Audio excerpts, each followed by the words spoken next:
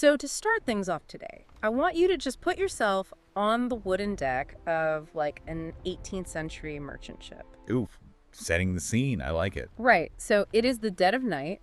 You are miles from shore, just completely cut off from the rest of the world. No radios, no backup, just you and the ocean. Exactly. And suddenly, another ship has just violently rammed into yours. Terrifying. The boarding hooks get thrown over the rail. You hear the shouts. You know exactly who is coming over that rail. You're bracing for an absolute bloodbath. Yeah, you expect a man with a sword, just a regular, terrifying pirate. But what actually steps out of the shadows isn't just a man. Far from it. It is this massive, towering figure, and his actual face is just billowing, thick, gray, choking smoke. It's just such an incredible image. I mean, it forces a complete mental short circuit for anyone looking at it. A short circuit. Yeah, because you aren't processing a tactical threat anymore. You're suddenly processing a supernatural event. Which is, you know, the exact core of what we are dissecting today. Welcome to the deep dive, everyone. Glad to be here. Today, we are taking a deep dive into this really fascinating audio excerpt we found from Brick Buccaneers Ep 1. And the mission here is to sort of pull apart the layers of one very specific, highly theatrical, and surprisingly calculated tactic. Used by none other than Edward Teach. Right. The man history remembers as Blackbeard. And I gotta say, the way the source material presents this is actually quite clever. Oh, with the toys? Yeah, exactly. It uses this highly sanitized, almost cute visual to introduce what is actually a deeply terrifying historical reality. It really does. It opens with this vivid, almost absurd image that I just want you to picture for a second. So good. It describes a little plastic Lego Blackbeard, right, just standing on the deck of a little toy ship. And what's he doing? He is actively shoving slow-burning fuses under his tiny plastic hat and directly into his little Lego beard. Just casual self-arson on a Tuesday. Right. It takes this act of, like, apparent madness and filters it through the lens of a children's toy. And the immediate question it poses, which is what we're going to answer today, is whether this was a real documented tactical maneuver or just, you know, a spicy myth that got out of hand over a few centuries. Which is a totally fair question. I mean, Yeah. it's so easy to assume it's a myth. Oh, 100%. History is so heavily filtered through folklore, Right. And the idea of a man literally tying lit explosives to his own facial hair? It sounds made up. It sounds like a complete caricature of a pirate, not a documented historical fact. My first instinct was definitely skepticism. I mean, think about how rumors evolve, you know? Oh, like a game of telephone? Exactly. Like someone draws a portrait of a scary pirate smoking a pipe. And then 50 years later, the story morphs into, oh, his head was literally on fire. Right. It sounds like the ultimate game of historical telephone. But going from that colorful, blocky toy visual to the actual historical record, It's a jarring pivot. it really is. Because, shockingly, this wasn't an invention of Victorian novelists. Not at all. I mean, the accounts we have are pulled directly from the people who actually survived these encounters. Wait, really? Like sworn testimony? Yes. Witnesses actively testified under oath that his beard and the entire perimeter of his face smoked heavily during the boarding of a ship. That is wild. The phrase from the excerpt that really sticks out to me is haunted chimney. Oh, I love that description. Yeah, the excerpt describes the visual effect as turning him into a, quote, sea demon straight out of a nightmare, with smoke just pouring from his chin. It paints such a picture. It really does. And I keep trying to map this onto a modern equivalent, you know, like, what does that feel like today? Up with. Well, the closest I can get is like a heavy metal concert. Yeah. Or maybe a modern pro wrestler making a massive arena entrance. Oh, okay. I see where you're going. Right, like the lights drop, the music hits, and this massive figure steps through a wall of artificial fog and pyrotechnics. Yeah, the entire goal is sensory overload. Exactly. It completely alters your perception of the person stepping through the smoke. They look larger than life. It is an interesting comparison, but we do have to remember the context of the audience here. How do you mean? Well, a pro wrestler is performing for an arena full of people who, paid for entertainment. Right.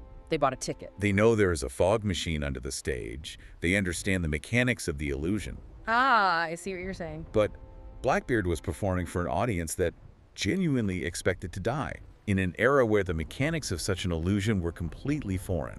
Right. I mean, there were no special effects teams in the 1700s. Exactly. Yeah. Look, you and I have a visual diet that is just saturated with impossible things, right? Yeah, CGI, movies, TikTok filters. We understand stagecraft. But an 18th century sailor possessed a visual diet grounded entirely in the harsh natural realities of the physical world. Right. Wood burns. Canvas burns. Flesh burns. So when you introduce an element that shatters those fundamental laws of physics, A man whose face is on fire, but he isn't burning. yes. A man continuously billowing smoke, but who is not being consumed by the fire, who is actively shouting orders and swinging a cutlass. The cognitive dissonance is staggering. It just completely breaks the brain's ability to categorize the threat. It bypasses logical threat assessment entirely. It hacks the brain's deepest, most primal fear centers. Wow. Because if you are fighting a man, you can calculate his height, you can look at his weapon, his speed, you can strategize. Sure, you can parry, you can dodge. Right. But if your brain tells you that you are fighting an actual demon, a creature that has somehow conquered fire itself, Yeah, strategy kind of goes out the window. strategy dissolves. You don't fight a demon, you despair. Okay, I do want to playfully push back on the reliability of that, though, just for a second. Go ahead. Because I totally understand the cognitive dissonance angle. But let's look at the actual environment of a ship-to-ship boarding. It's a chaos. Complete chaos. Cannons have probably been fired. Men are screaming. It's pitch black. Adrenaline is completely flooding everyone's systems. Exactly. And we know today, scientifically, that eyewitness testimony is incredibly unreliable, especially during a traumatic event. Oh, that is true. So, is it possible that the whole haunted chimney effect is just, the exaggerated collective memory of traumatized sailors, like the fog of war just making a regular man look like a monster? It's a great point.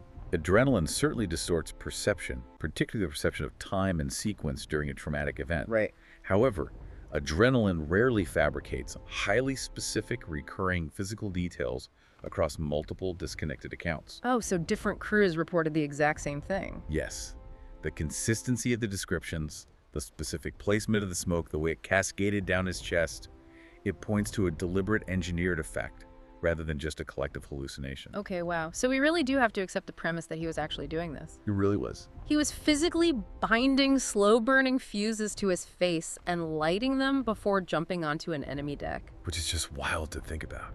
It is, and that forces a major pivot from the what to the why. The motive. Right, because going through that immense effort and, frankly, the massive personal discomfort of having burning embers, like inches from your own eyes. Yeah, that requires a hell of a motive. It requires an economic motive specifically, doesn't it? It absolutely does. Which perfectly aligns with this fantastic line from the source material. It says, quote, "Pirates love drama almost as much as treasure." Such a great quote. And they use that Lego visual again here in the source, mentioning a fainting Lego sailor. Oh, I love that part. Right, picture it. Blackbeard steps onto the plastic deck, smoke everywhere, and this little plastic sailor tips over backwards, completely out cold. Just a stiff little toy falling over. Yeah, it is a funny, sanitized image, but it represents the very real outcome of the tactic. Enemies literally lost their nerve before the fight even started. They surrendered. The fainting toy is a perfect metaphor for total psychological capitulation. And honestly, that capitulation is the entire point of the exercise. See, that realization fundamentally changes how you view the behavior. Because if the enemy surrenders without throwing a single punch, it means he didn't actually want to fight. Exactly. Pop culture portrays pirates as these, bloodthirsty berserkers who just lived for the thrill of crossing swords. The Errol Flynn swashbuckler trope. Right. But the reality of this tactic suggests the exact opposite. Actual combat is chaotic. It is unpredictable. It is also incredibly expensive. Expensive? How so? Well, we have to view a pirate ship not just as a vehicle of terror, but as an independent, illicit corporate entity. Oh, I like that. Piracy as a business. That's exactly what it was. The ship is your primary capital asset, your crew is your skilled labor force, Yeah. and the cargo on the enemy ship. That is your profit margin. So if you engage in a massive pitched cannon battle, You might sink the profit margin. right, you blow up the stuff you're trying to steal. Exactly. Or worse, you might damage your own capital asset, your ship, to the point where you cannot outrun the naval authorities. Which is a death sentence. Yes. Furthermore, every single time swords are drawn, there is a statistical certainty that you will lose skilled labor. Your crew gets hurt. Right. A pirate with a severed arm or a severe infection is no longer contributing to the enterprise, but they still require resources, food, water, space. So violence is literally the least efficient way to extract wealth. He wasn't a madman. He was a CEO mitigating operational risk. Okay, that is fascinating. So Blackbeard used his reputation and this intense, overwhelming drama as a weapon to preserve his own resources. It was highly efficient tactical intimidation. He created a scenario where surrender just seemed like the only rational option for the opposing crew. Right, because handing over the cargo is preferable to engaging in hand-to-hand combat with an entity that appears to have crawled straight out of hell. He weaponized their own imaginations against them. He let the smoke do the heavy lifting so his crew didn't have to risk their lives. The battle is already won in the minds of the victims before Blackbeard even sets foot on the wood of their ship. Which is the absolute hallmark of a master strategist. Without a doubt. But okay, that brings up the logistical reality of this whole stunt. And I think this is where it gets really interesting. Maybe the most fascinating tension in this entire deep dive. The actual mechanics of it? Yeah, because we've established that the tactic was highly effective and that it served a very practical economic purpose. But let's actually look at the physical mechanics. Quite precarious. Putting lit fuses into thick facial hair is an objective liability. Oh, entirely. I mean, one strong gust of wind off the Atlantic, one stray ember, and the terrifying sea demon is just a guy screaming, frantically slapping at his own face and trying to find a bucket of seawater. Which would completely ruin the illusion. Right. It sounds like a total disaster waiting to happen. It would be a disaster if it were executed poorly. And this is where the sheer intelligence of the man really comes into focus. The source material explicitly points out that there was no actual fire involved in the final presentation. It was only smoke. Right. No open flames. Yeah. He meticulously planned this routine to induce terror without actually roasting his own skin. It wasn't just some reckless impulse. No. It was a carefully managed chemical reaction. Managing a slow burn without a flare-up requires a solid understanding of material science. And the excerpt provides these incredible sensory details about the materials. Oh, the smell. Yes. It notes that his beard probably smelled like, quote, burnt barbecue mixed with gunpowder. I love how they phrase that. And they make a really great joke about it, calling it the Smoky Eye Face Edition. The modern beauty tutorial comparison is humorous, but it actually highlights the curation involved. Curation. Yeah, I mean, a smoky eye makeup look requires blending, layers, and technique. It takes practice. That is so true. It is the deliberate construction of an aesthetic. You don't just wake up looking like a haunted chimney. Exactly. The excerpt also jokes about his cologne, asking who needs cologne when you can smell like fear and gunpowder. It's a great line. It is. And while that's an amusing way to frame it, imagine the physical reality of that scent. Gunpowder and burnt hair. It is an incredibly acrid, offensive smell. It must have been awful. But it is perfectly tailored to a man who wants to radiate pure danger. Because we are talking about the intersection of chemistry, psychology, and stagecraft here.